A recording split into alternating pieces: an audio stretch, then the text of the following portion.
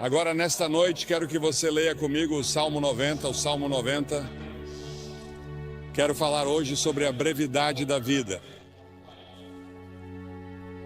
E serei breve, como fiz ontem à noite. O 10º versículo do 900º Salmo. Os dias de nossos anos são 3 anos e 10. Isso é 70. E se pela sua força são 80, isto é, 80, contudo a sua força é trabalho e tristeza, porque logo se corta e nós voamos. Quem conhece o poder da sua ira? Conforme o teu temor, assim é a tua ira.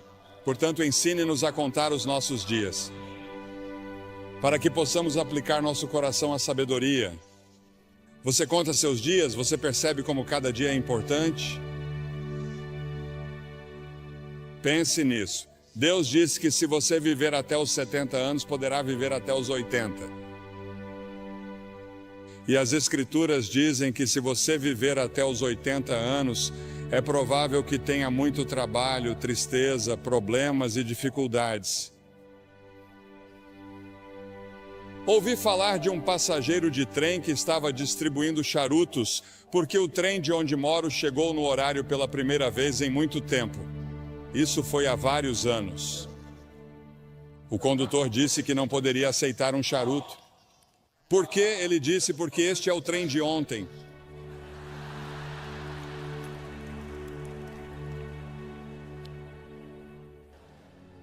Há o colapso do tempo ao nosso redor.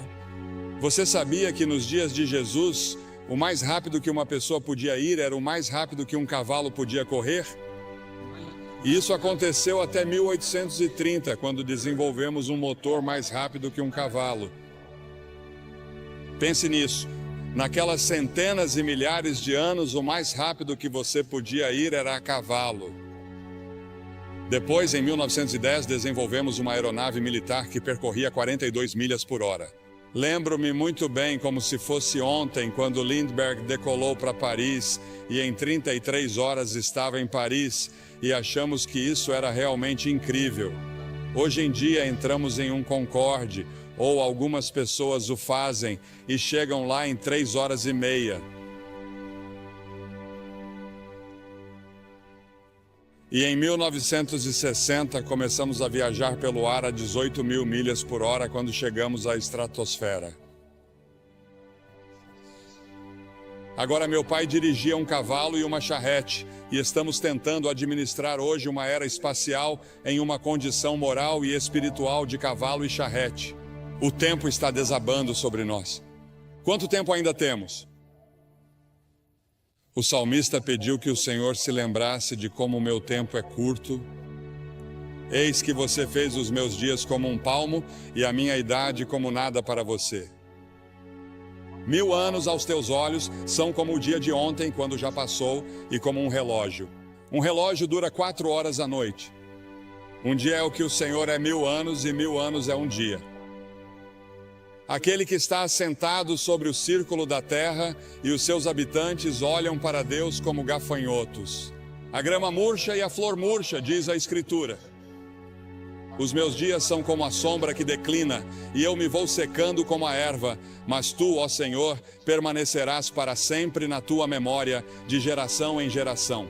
Pense nisso, Deus permanecerá para sempre, mas nesta terra somos como uma sombra. Estamos todos em declínio e morrendo. Desde o momento em que nasceu, você começou a morrer porque todos nós estamos caminhando para a morte. Cada um de nós está sujeito à sentença de morte. Não haverá ninguém vivo nesta plateia, eu diria que daqui a 90 anos. Ninguém, todos partiremos. E o que você vai fazer com esses anos? Cada ser humano tem exatamente o mesmo número de horas e minutos todos os dias. Você sabe quantos minutos há em um dia? Você sabe quantas horas há em uma semana? Agora, se você viver até os 70 anos, seus primeiros 15 serão na infância ou na adolescência. Você passa 20 anos na cama. Os últimos 5 anos são de limitações físicas e você está reduzindo suas atividades. Isso significa que você só tem 30 anos para todo o resto, 30 anos para viver. E parte desse tempo tem que ser gasto com alimentação, trabalho e cálculo do imposto de renda. As Escrituras fazem esta pergunta: o que é a vida de vocês? É até mesmo um vapor que aparece por um pouco de tempo e depois desaparece.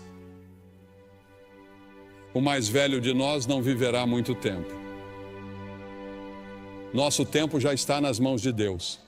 Deus já tem um dia marcado para você ser levado deste mundo. Você pode estar envolvido em um acidente.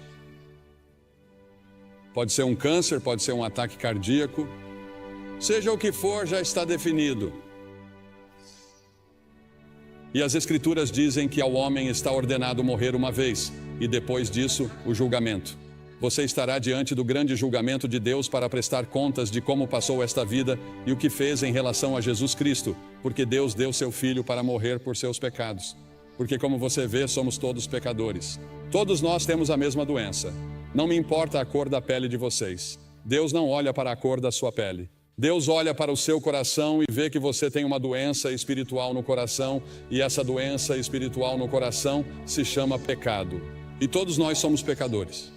Isso significa que violamos as leis de Deus, desobedecemos a Deus, nós nos rebelamos contra Deus, e por termos nos rebelado contra Ele, teremos de enfrentar um julgamento. E Ele vai dizer: afastai-vos de mim, nunca te conheci. É interessante para mim que as pessoas ricas não possam comprar mais horas. Os cientistas não podem inventar novos minutos. Você não pode nem mesmo economizar tempo para gastá-lo em outro dia. Você tem pouco tempo hoje. Diz que quer guardar para amanhã. Não pode fazer isso. Há urgência no tempo. A Bíblia diz: redimam o tempo porque os dias são maus. Os dias são muito ruins. Olhamos para nossos jornais e não conseguimos acreditar em todos os assassinatos, estupros e problemas raciais, todas essas coisas no mundo todo. Sim, os dias são maus e temos uma grande tarefa pela frente se quisermos que esta terra seja poupada por muito mais tempo. As Escrituras dizem que devemos redimir o tempo. É uma frase do mundo dos negócios. Significa comprar o tempo. Ouvi falar de pessoas que dão o dízimo de seu tempo. Devemos dar o dízimo de nosso dinheiro. 10% do nosso dinheiro pertence a Deus, se você for cristão. Mas podemos dizimar seu tempo. Reserve 10% do seu tempo e diga: Senhor, isso é seu para o estudo da Bíblia, para a oração. Você diz que passamos muito tempo nas rodovias, indo e voltando, e nas interestaduais, presos no trânsito. Você sabe, inventamos todas essas coisas modernas para economizar tempo, mas temos menos tempo do que nunca. Temos bem menos tempo hoje que meus pais na era dos cavalos e charretes. No entanto, temos automóveis e aviões velozes, e estamos correndo de um lugar para outro como loucos. E a maioria de nós não sabe o que fazer ao chegar lá.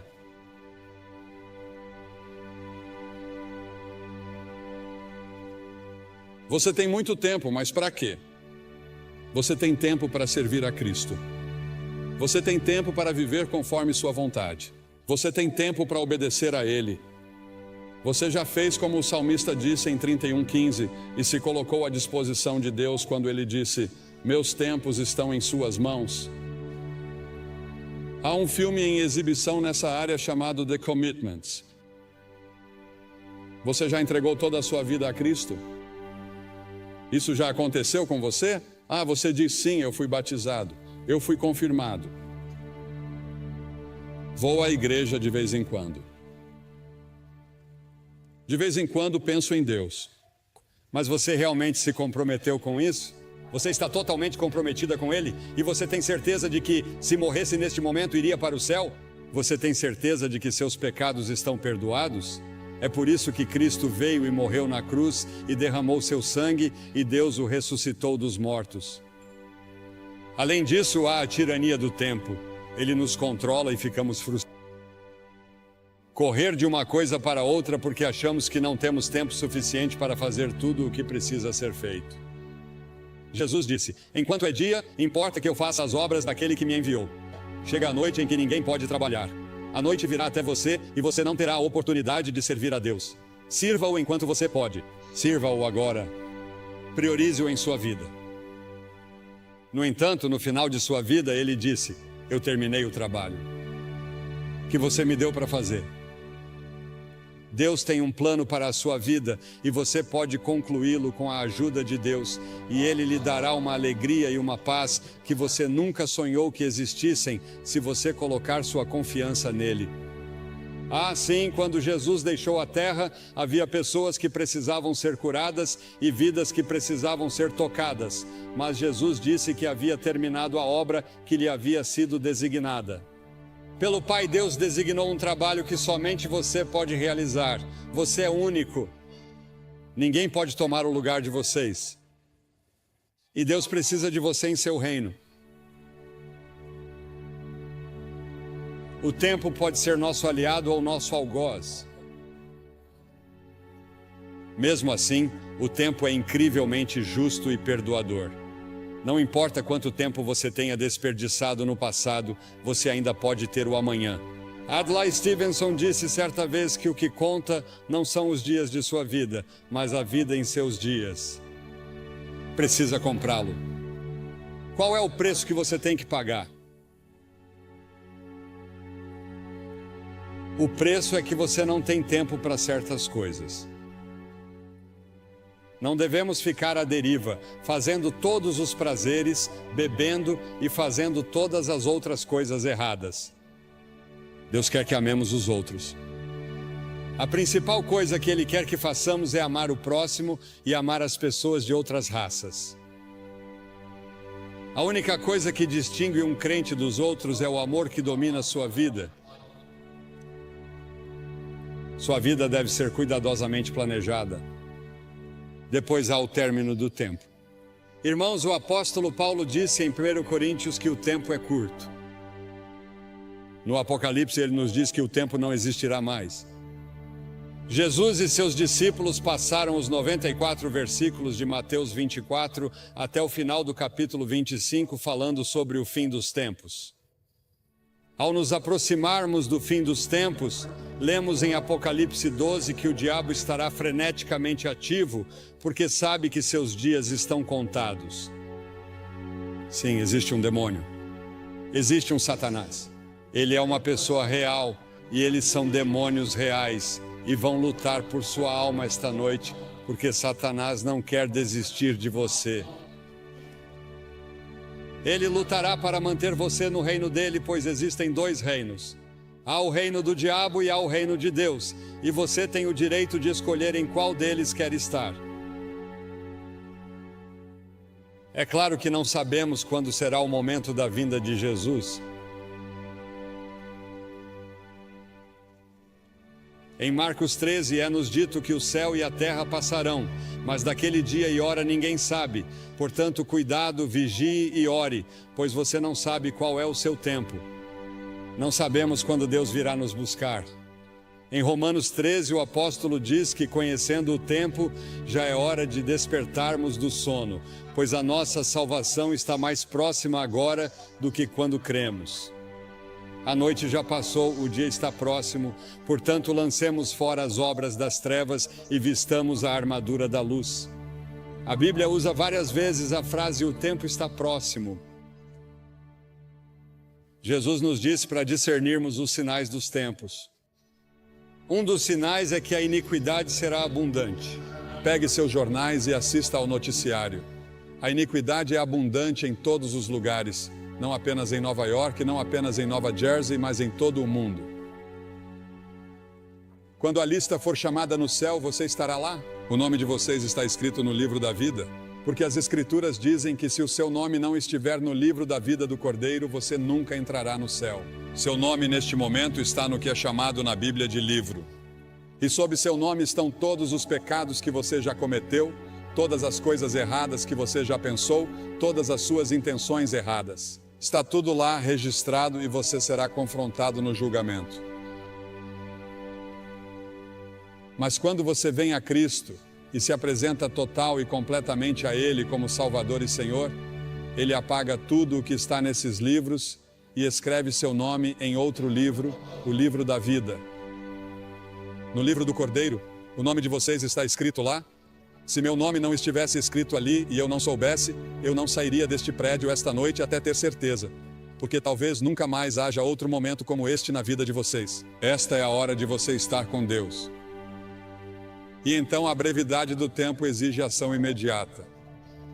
O fato de que o tempo é curto exige que façamos algo a respeito agora, porque as Escrituras dizem em 2 Coríntios 6:2 que agora é o tempo aceito, não amanhã, hoje.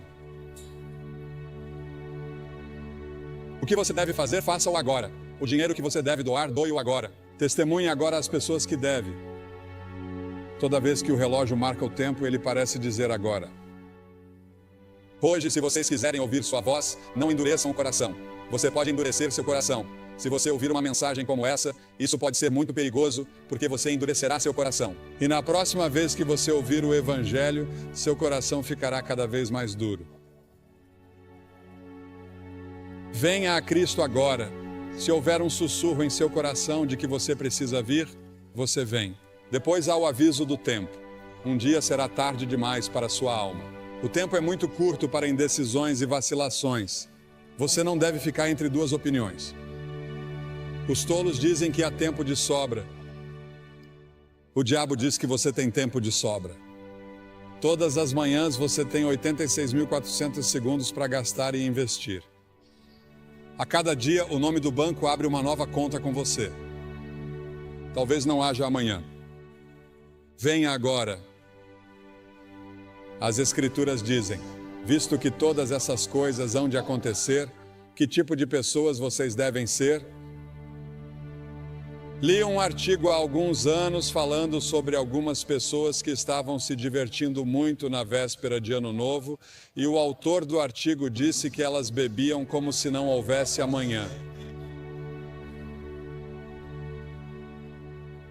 Provavelmente todos vocês já ouviram a música, em outro momento e em outro lugar, e é isso que o diabo sussurrará em seu ouvido esta noite. Quando eu lhe disser que você precisa vir e assumir seu compromisso com Cristo, com essas centenas e milhares que já vieram nesta cruzada, o diabo dirá, espere, outra hora, outro lugar.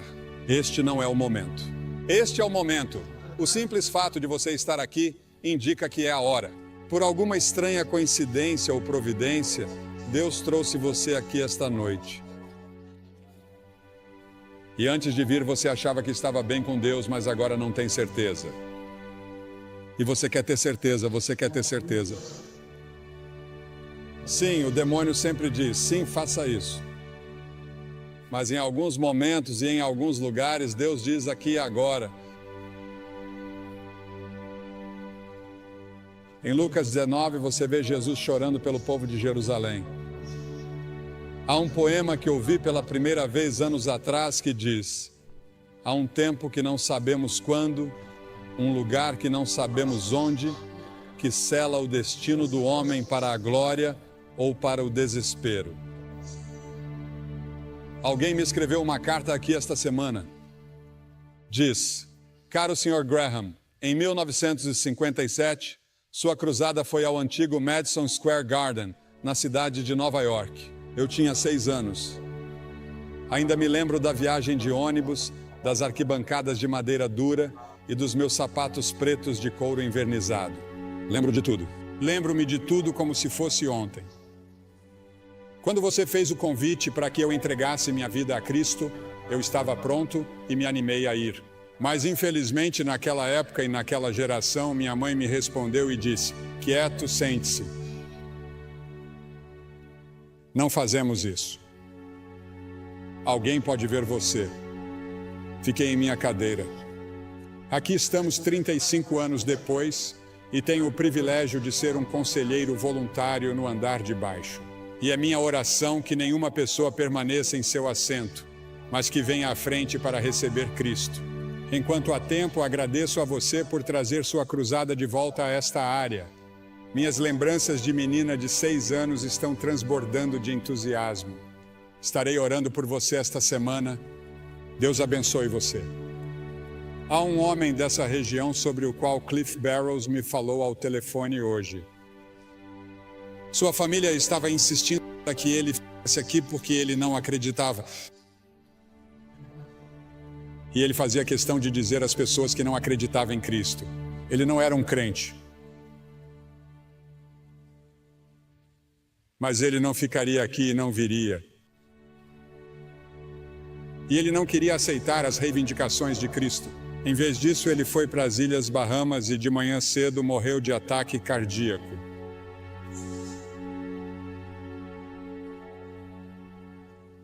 Para ele agora é tarde demais. Sua decisão está tomada. E quanto à sua decisão? Você vai dizer sim ou não às afirmações de Cristo? Cristo morreu por você, ressuscitou, e então o que você tem de fazer? Você precisa primeiro se arrepender de seus pecados. Isso significa que você diz: Senhor, sou um pecador. Sinto muito por meu pecado. Estou disposto a mudar meu estilo de vida. Quero segui-lo e servi-lo. E entrego minha vida a você esta noite, ou rededico minha vida a você esta noite. Preciso de você, Senhor, e quero assumir meu compromisso nesta noite. Nessa cruzada, nunca mais estaremos neste auditório. E você está aqui esta noite. Vou pedir que você se levante do seu assento na varanda. Isso levará 1 minuto a mais, portanto, comece agora. Venham e fiquem todos na frente, na minha frente, na frente do pódio. E depois que todos vocês vierem, vou lhes dizer uma palavra, fazer uma oração com vocês e dar-lhes alguma literatura para ajudá-los em sua vida cristã. Você diz: por que você pede às pessoas que venham publicamente? Porque cada pessoa que Jesus chamou, ele chamou publicamente. Havia algo em tornar isso público. Ele morreu por você publicamente, pendurado nu em uma cruz. Certamente pode vir e apresentar-se aqui publicamente. Assumir seu compromisso com ele e dizer: Senhor, você tem tudo de mim hoje. Quero ter certeza de que estou pronto para conhecer você. Apenas levante e venha de qualquer parte do estádio.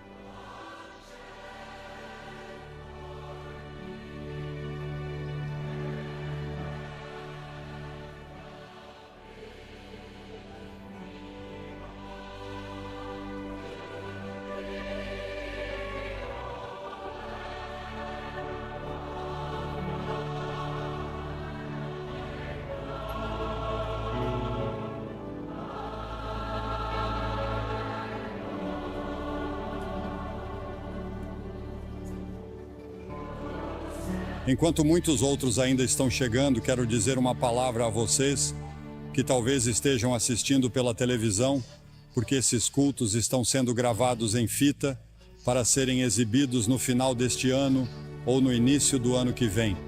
E muitas pessoas têm assistido à televisão e você tem pensado em como o tempo está passando rápido. Parece que foi ontem que você era um garotinho ou uma garotinha e o tempo voou. Talvez esteja num quarto de hotel ou num bar. E quero dizer a você que Deus o ama. Ele quer perdoar você. Ele quer fazer de você uma nova pessoa, se você permitir.